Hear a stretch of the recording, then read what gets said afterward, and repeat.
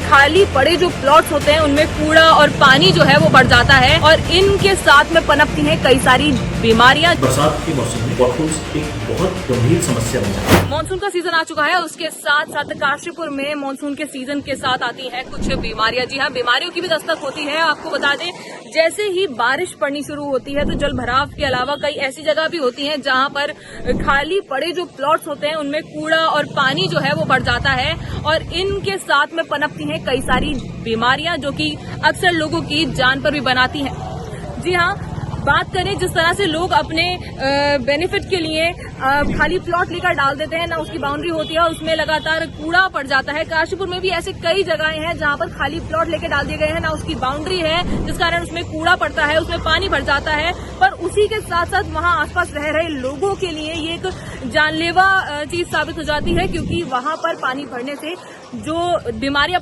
पनपने लगती हैं उससे बहुत ज्यादा लोग जो है परेशान रहते हैं। तो इसी को लेकर क्या कार्रवाई की जाएगी, इसके बारे में हम जानेंगे, बात करेंगे। आपको लेकर चलते हैं नगर निगम में, जहां पर पूछेंगे कि ऐसे जो लोग हैं जो अपने प्लॉट लेने के कारण आसपास के लोगों के जीवन पर जो एक संकट उनके द्वारा बना दिया जाता है कि यहाँ पानी भर जाता है और बीमारियां पनपती हैं, तो उन पर क्या कार्रवाई की जाती है और किस तरह से इससे बचाव किया जाए। साथ ही हम डॉक्टर से भी बात करेंगे कि इस तरह से ये जो पानी इकट्ठा होता है उससे क्या क्या बीमारियां जो है वो पनप सकती हैं और क्या लोगों की हेल्थ पे इसका असर पड़ सकता है। व्यक्तिगत लोगों के प्लाट हैं, म्यूटेशन जो है हमारे यहाँ लोग नहीं कराते हैं। जैसा कि आप लोग जानते हैं कि म्यूटेशन में जो भी हमारा स्टाम्प शुल्क होता है उसका 2% हमारे यहाँ जमा करना पड़ता है, तो लोग म्यूटेशन कराते ही नहीं। ऐसे प्लाट वालों का कोई विवरण हमारे कार्यालय में उपलब्ध नहीं है।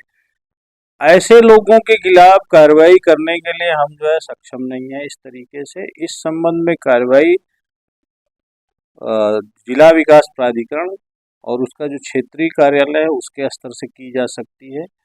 न्यूसेंस अगर किसी को हो रहा है, मान लीजिए कि प्लाट में पानी भर रहा है, पानी भरने से आसपास के लोग जो है प्रभावित हो रहे हैं, उनका स्वास्थ्य प्रभावित हो रहा है या वहाँ मच्छर और वो पैदा हो रहे हैं, उस संबंध में भी 133 सीआरपीसी के अंतर्गत, जो कि अब बदल चुकी है, उसकी धारा बदल गई है लेकिन वो प्राविधान है, उसके अंतर्गत कार्रवाई जो है उप जिलाधिकारी के न्यायालय से फौजदारी मुकदमे के जरिए हो सकती है। तो ये सारी प्रक्रियाओं के लिए लोगों को जागरूक होना चाहिए। फिर भी हम जो है, चूंकि शहर के लोगों को सुविधा देने के लिए हमारी जिम्मेदारी है, तो हम ऐसे जितने भी प्रकरण संज्ञान में आते हैं, अगर उनका नाम, पता, मोबाइल नंबर मिल जाता है तो हम उनको नोटिस इशू करते हैं। जबकि अब सार्वजनिक रूप से इसको स्वीकार करना उचित नहीं है कि उस नोटिस के बाद हम कार्रवाई नहीं कर पाते हैं, लेकिन फिर भी लोगों को फ़ोन के जरिए बुला करके नोटिस के माध्यम से उनको जागरूक करते हैं कि ऐसा मत करिए, ऐसा करके जो है आप दूसरे के जीवन में हस्तक्षेप कर रहे हैं और इसके ये दुष्प्रभाव हो सकते हैं। तो कुछ लोग ऐसे हैं जो उससे संभलते हैं, कुछ लोग जो है मानने को तैयार नहीं है।